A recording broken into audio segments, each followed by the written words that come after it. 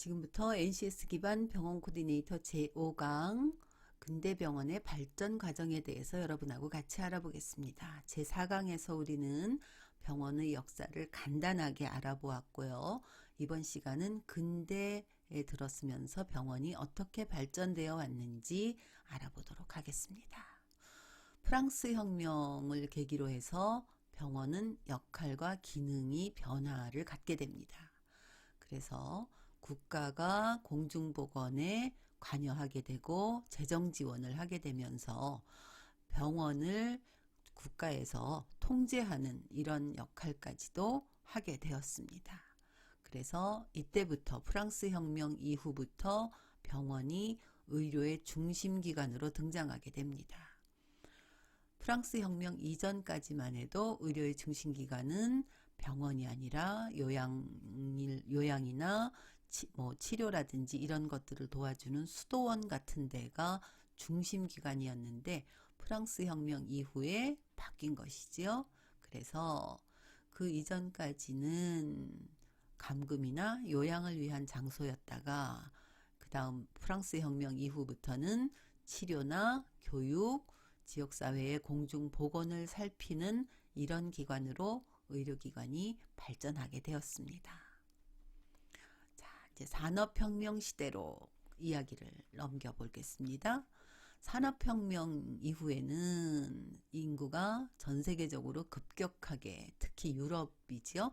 급격하게 인구가 늘어나면서 도시가 점점점 커다랗게 확장되기 시작했죠. 자, 갑자기 인구가 늘고 도시가 커지면서 생활 환경이 좋아질 수가 없겠죠. 그러다 보니까 질병도 많이 생기고 질병이 많이 생기다 보니까 병원의 숫자가 늘어날 수밖에 없었는데 이때까지만 해도 병원은 아직까지도 이렇게 서비스를 제공하는, 구호하는 역할의 성격이 강했어요. 그러다 보니까 의료 서비스의 질이 좋지 않았고 환경도 역시 좋지 않았습니다. 그래서 아픈 사람들이 병원에 가는 것을 오히려 두려워할 정도가 됐어요. 병원이 굉장히 비위생적이었고 환자들은 많아서 병원을 죽음의 집으로 불려질 정도까지 이르렀습니다.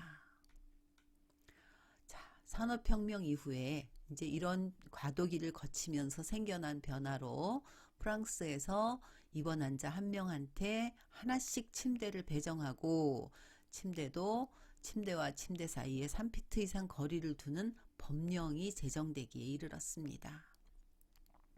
자, 이후에 일반 병원 이외에 특수한 병원들의 설립이 굉장히 증가하게 되는데요. 어떤 특수병원이냐 하면 요즘의 전문병원하고는 조금 성격이 다른 것이 여기에서의 특수병원은 누구를 위한 이라고 하는 병원들입니다. 그래서 제조업자를 위한 병원, 선원과 그 가족들만 이용하는 병원, 천연두 환자만 이용하는 병원, 이런 병원 등들이 많이 발전하고 많이 생겨나게 되었습니다. 자, 여기에 보시면 이제 오늘날과 비슷한 병원의 모습을 갖추고 있지요. 그래서 침상을 이렇게 가지고 있고 침대와 침대 사이에 거리가 조금 떨어져 있는 것을 보실 수가 있을 겁니다. 자, 산업혁명 이후에 영국하고 미국은 정부가 아니라 굉장히 돈이 많은 사람들이 자선을 위한 목적으로 병원을 설립하고 운영했고요. 독일, 프랑스, 스위스 같은 국가들은 대체로 정부가 전적으로 병원의 설립과 운영을 담당해오고 있었습니다. 자, 19세기 말이 되면서부터 세균이 발견되고 세균이 병을 전달하고 일으킨다라고 하는 것이 이제 알게 되면서 무균이라고 하는 것이 얼마나 중요한지 알게 되지요. 자, 이때 마취나 외과의학이 발전하게 되고 방사선이 이때 도입이 되게 됩니다. 이러면서 의료는 굉장히 급격히 성장을 하게 돼요. 자, 세균에 대한 중요성을 이해하게 되면서 시설이나 환경이 개선됐고 그리고 간호 서비스가 전문화되기 시작했습니다.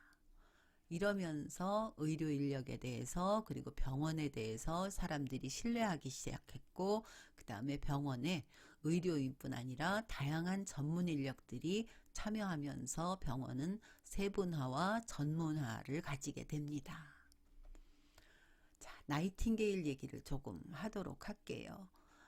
백의의 천사 뭐 이렇게 불리우는데 사실은 나이팅게일은 크림 전쟁과 그 이후에 실제로 간호사로 본인이 직접 활동했던 것은 한 3, 4년밖에는 되지 않습니다. 오히려 그 나이팅게일 같은 경우에는 간호사라기보다는 의료 그 시스템, 간호 시스템, 병원 시스템 이런 것들을 연구하고 그런 것들에 평생 헌신을 한 사람으로 보는 것이 더 적합할 것 같습니다. 자, 그래서 이제 나이팅게일이 여러분이 이제 아시는 그 백의의 천사, 그 평생 간호를 했던 사람은 아니었구나 하는 것도 조금 아실 필요가 있겠습니다. 자, 크림 전쟁이 나면서 나이팅게일이 이제 크림 전쟁에서 간호 서비스를 담당하게 되지요. 크림 전쟁은 러시아가 크림반도를 침공했을 때 영국과 프랑스가 연합군이 되어서 치렀던 전쟁이죠. 자, 이때 이제 병사들이 병원에 계속해서 막 많이 몰려오고 이제 여기에서 병원은 군병원입니다.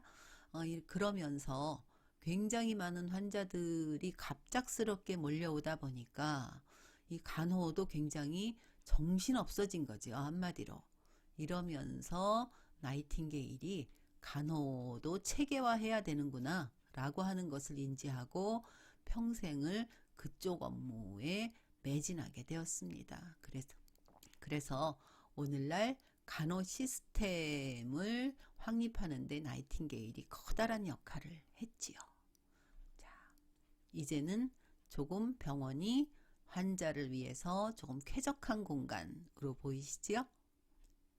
자, 이것은 뭐 병원 코디네이터로 활동하는데 뭐 필수적인 내용은 아니지만 여러분이 병원에서 근무하려면 이렇게 의료가 어떤 식으로 발전됐는지 그 뒷얘기를 아는 것도 굉장히 재미있고 그리고 어린아이 환자라든지 병원 직원들과 대화를 나눌 때 이런 것들이 소재로 쓰이면 여러분의 전문성을 그들이 인정하겠죠. 자, 그래서 청진기 얘기를 먼저 잠깐 해드릴게요.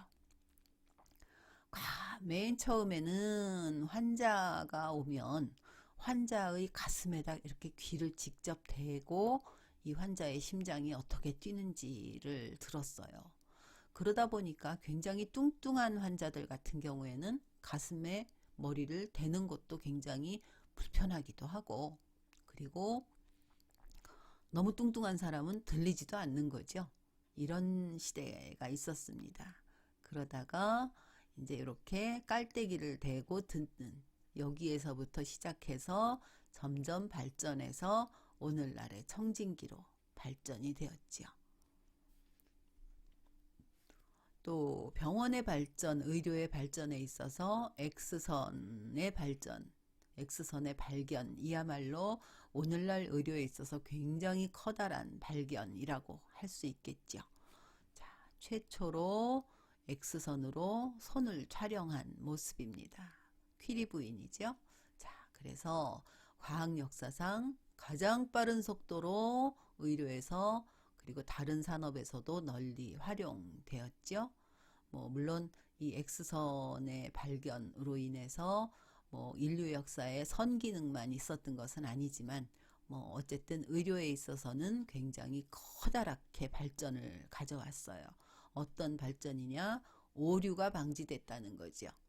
그리고 협진이 필요하구나 라고 하는 것들을 알 수 있겠고 그 다음에 환자가 없어도 이 X선 촬영 장면만으로도 진단을 하고 그리고 환자에게 관심을 갖는 것이 아니라 이 환자가 가진 그 병, 그 자체에 몰입할 수 있는 그래서 치료나 예방을 할 수 있는 병이 더 심해지지 않게끔 하는 이런 데에 커다랗게 도움을 주었지요. 자, 오늘은 근대 병원의 발전 과정에 대해서 여러분하고 같이 알아보았습니다. 자, 이번 시간은 여기까지 하도록 하겠습니다.